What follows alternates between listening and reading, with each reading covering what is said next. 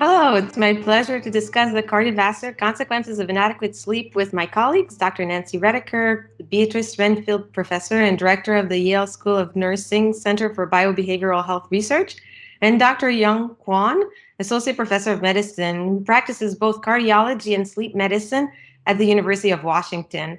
I'm Dr. Marie-Pierre St-Onge, Associate Professor of Nutritional Medicine and Director of the Sleep Center of Excellence at Columbia University Irving Medical Center. Now, we often talk about sleep in an holistic manner.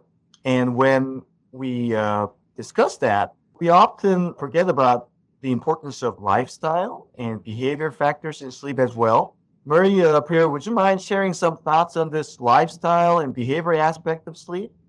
I think we should think about diet, exercise, and sleep as the three pillars of health.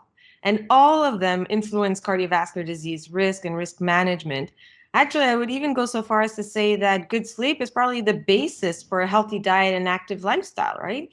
Poor sleep is associated with poor decision making, and that can impact all facets of daily living, including one's propensity to make healthful dietary choices and choosing exercise over the couch.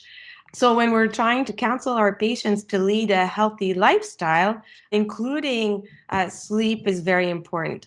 There's also much evidence that links poor sleep to overeating and increased desire and appetite for high fat and high sugar foods. So, if you're trying to counsel your patients to follow a healthier diet, making sure that they get adequate sleep so they can make those healthy decisions is important.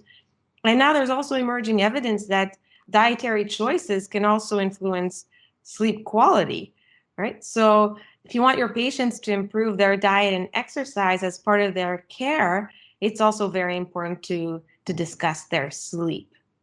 I'd like to jump in on that. So we were talking about insomnia, and cognitive behavioral therapy is sort of a standard treatment and often delivered by behavioral sleep specialists who are usually psychologists. So I did want to emphasize that there are important venues to get treatment for that.